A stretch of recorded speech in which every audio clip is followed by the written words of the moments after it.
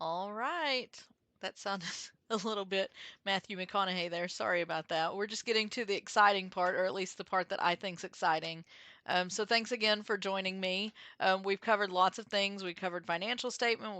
We've covered whether you should be doing this, and we covered some business structure concerns. And now we're going to cover engagements. So I don't mean, let's get married, but engagements are to set up a relationship between you and your client. You're probably wondering, why are we having this lesson before we get to the how do I get my first client? When I first started, I thought the same thing, and I just went out and I got a client. And then I started, immediately running into issues where I really wish that I had already had an agreement that kind of spelled out what our relationship was between me and that client. And there were situations, and it's fine. Actually, this client is still a client of mine, so I didn't end up losing the client. They were very nice to speak with me about some things. But the fact that we didn't have a formal agreement up front made it uncomfortable for me to have conversations with them when things ended up not going as planned, or we just really didn't have a good situation for us to be on the same page with what's going on. So the answer to the question, do you need one? I think is absolutely yes.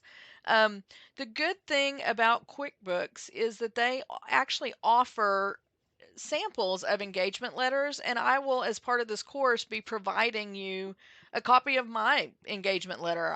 I would like to give you one. I'll give you one with that I actually use for a client. I'll redact the client information, but I want you to kind of see how I have it structured and talk about maybe some of the things that I am looking to change in mine. My engagement letter, my boilerplate contract is continually changing. It's evolving based on the issues or the wins that I'm running into as I run a business. So I do think that you need one, and I'm going to kind of go through some of the things that I think should be included in an engagement letter.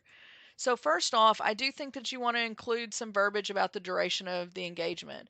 Most of our recurring clients, we have set up on we have a minimum term that we ask that they stay with us contractually, and then we have our verbiage set up to where the duration of the engagement is perpetual until one or the other of us cancels that agreement, and then we have some other items in there. But I do think it's important that your engagement letter specifies the duration of the engagement. If you're picking up just maybe a cleanup project, or like you're going to file taxes and you're filing the taxes for that, you want to make sure that you're clear on how long that relationship is supposed to be. Especially in cases where I do run into sometimes where a client will reach out to me and they'll want me to do like a cleanup project. And as part of a cleanup project, I will normally need information from that client. And sometimes that client will be really gung ho. It's New Year's and people are setting those new expectations, and they're like, I'm going to get things cleaned up. They reach out to me. We have that initial consultation. They send me the things that I need to go ahead and make a good quote for them, and then they accept it. And then I can't get hold of them to get the information that I need to actually complete the engagement. So I do have some verbiage in there on what the duration of that engagement is, just so that nobody's shocked if I end up taking on another project because that one's not moving, because I can't just sit and wait for 6 months and not make any money. Um, just having some verbiage in there about how long that this engagement's going to last, I think, is really important. The next thing that's really, really important is to define the scope of service. This is still to this day, my number one pain point in owning and operating a bookkeeping business.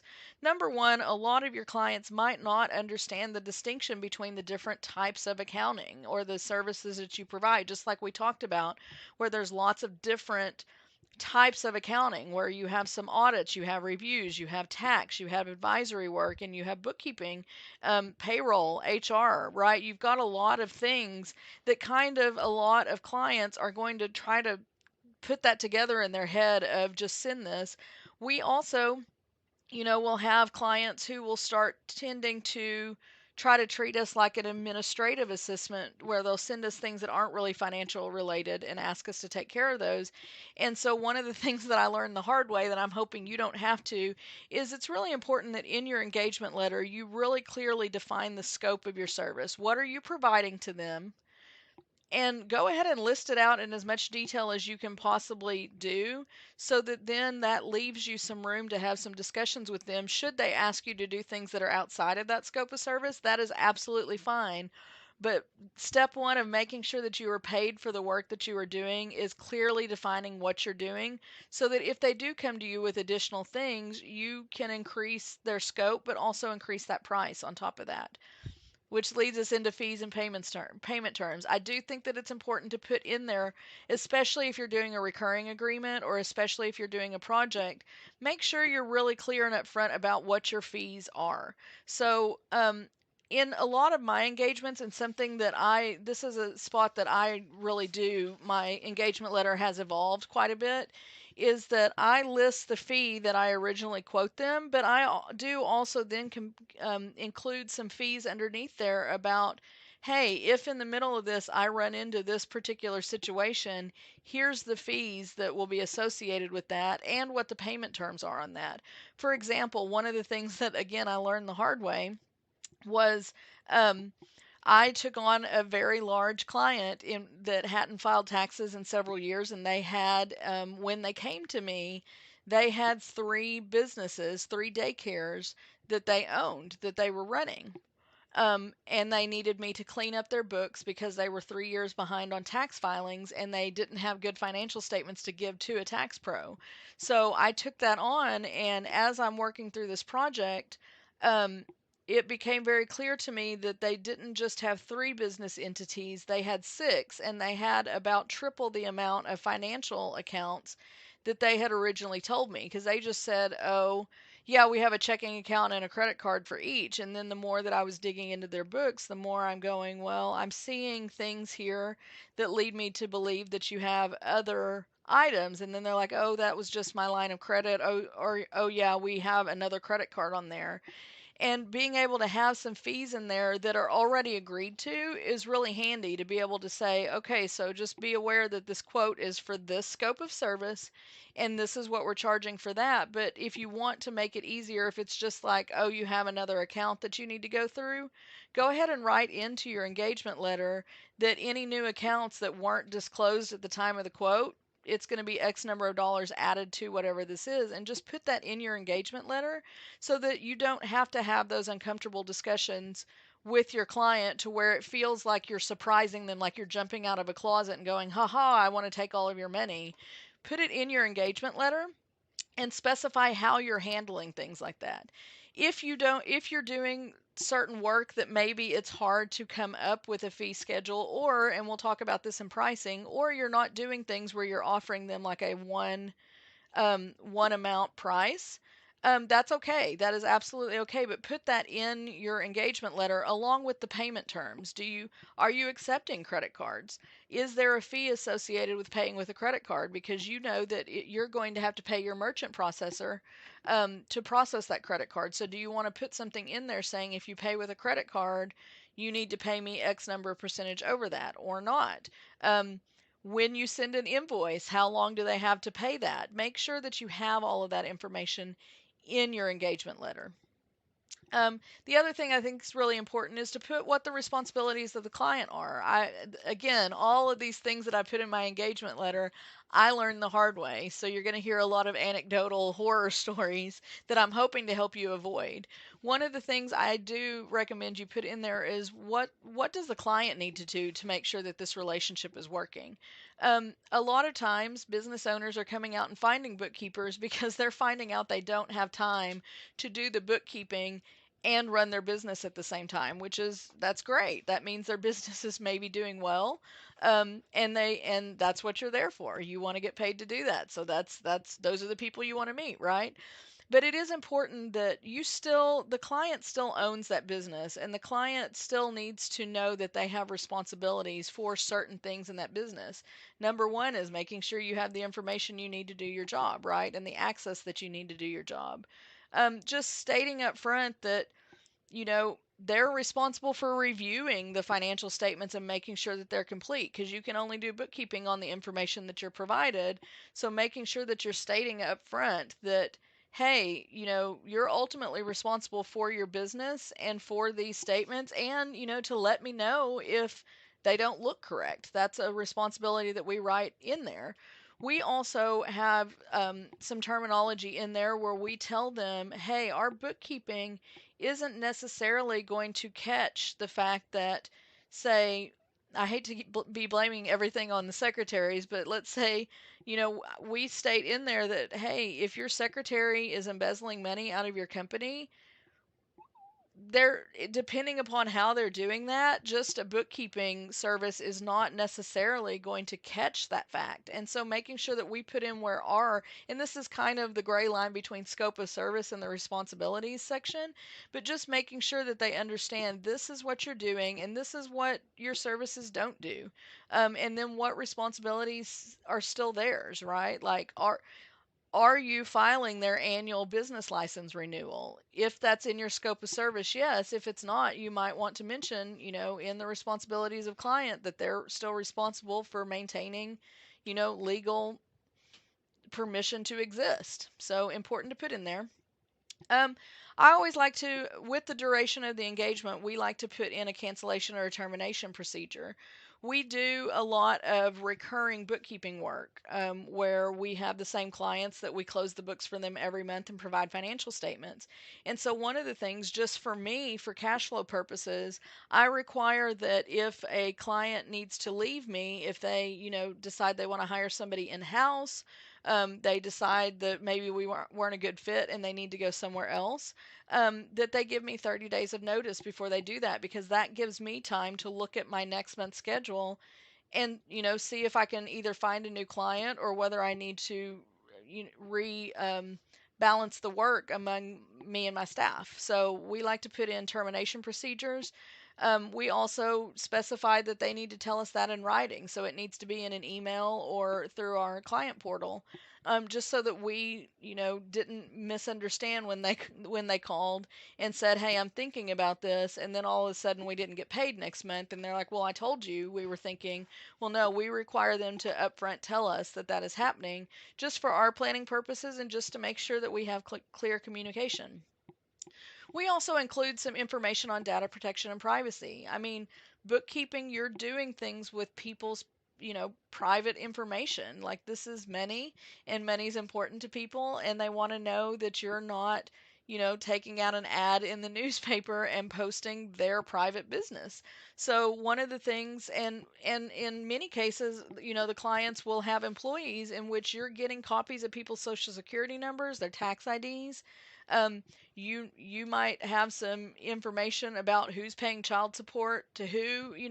There's lots of things that it's important that we maintain the privacy of our clients, and that we have a situation that that we are protecting any data that they send us. So if they are sending something with a social security number, we need to let them know what we're doing with that afterwards, right? We want to make sure and make them feel comfortable that we're not taking somebody's social security number and going and opening credit cards with that information. So we have some clauses in there about specifically what the privacy is and what data protections that we do. We happen to have a portal that we use where it's fully encrypted. It's a cloud-based thing, but it provides password and encryption to any data that they put in there to make sure that that's not, in email it could get stolen, and we just make sure that we mention that. Another thing, since my particular firm, we don't do a lot of tax work, one of the things that I write into my engagement letter is I put a line in there that says, if you have told us who your tax pro is, we're going to make the assumption that it's okay to send any information to them that they request without having to go back to the client every time and say, is it okay that I share this?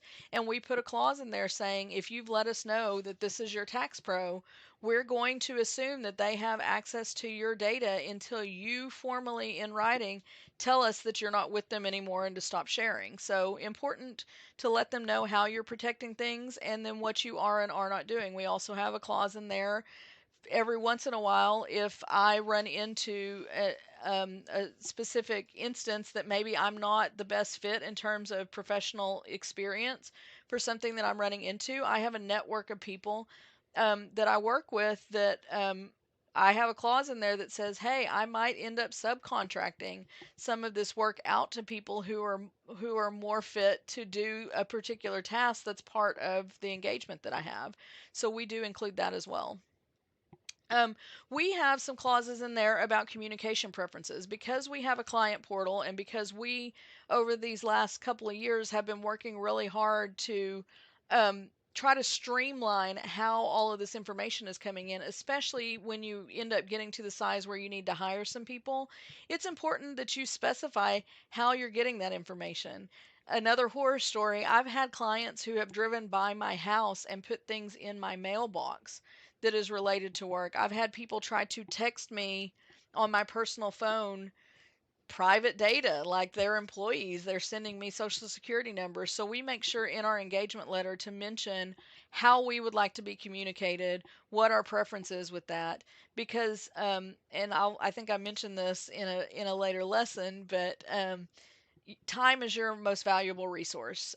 You can very easily get snowed under with the amount of just busy work that comes up with this. So having this communication preferences stated up front kind of lets you lead how this engagement works. So we include that in our engagement letter. And then the last thing that we do is we put an amendment clause in there because you're going to run into situations where you may have a client that starts with you, and then in a couple of years, their situation has changed a little bit, and maybe they want to engage you for at the time that they sign something with you, maybe they didn't have payroll and now they've grown a little bit and they've hired a couple of employees. And of course, they're going to reach out to you and say, "Is this something you can help me with?"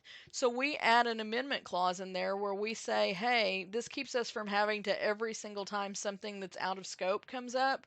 Hey, we need you to sign a completely new engagement letter." This amendment clause allows us to just amend the engagement without completely rewriting it and just add to that and say, okay, now included in the scope of service, we're adding payroll effective this date.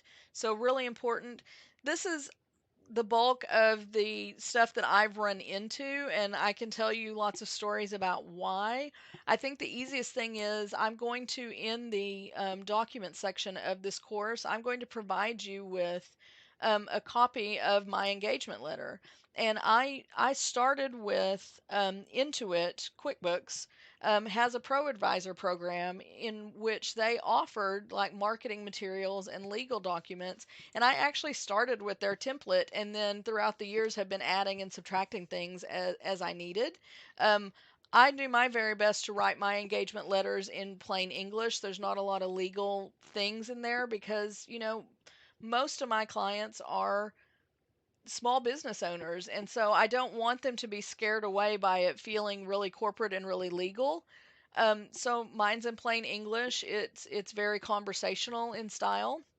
But it does go through all of these things and tries to just clear up before anything gets started what this relationship is and how it's going to work so that hopefully it minimizes the amount of shock and confusion if you have to address something, or if you end up running into something, being able to look back at that engagement letter to see what you agreed to is really, it's a lot more helpful than trying to remember a phone conversation or a handshake that you made at a networking event. So um, I will put this in the files. I hope you can find it. Um, we'll talk about this later, but I do have some programs in which we can discuss, specific things one on one or via email as part of this course. So we can chat about like your specific needs and requirements and what kind of issues you're running into, and maybe brainstorm about how to set your engagement letter up. But I do think all of these things are important components of that. So thank you very much for sticking around. I think our next lesson is going to be pricing, which again, we're getting into the fun part because we get to talk about maybe the money that we're making. I'll see you next time.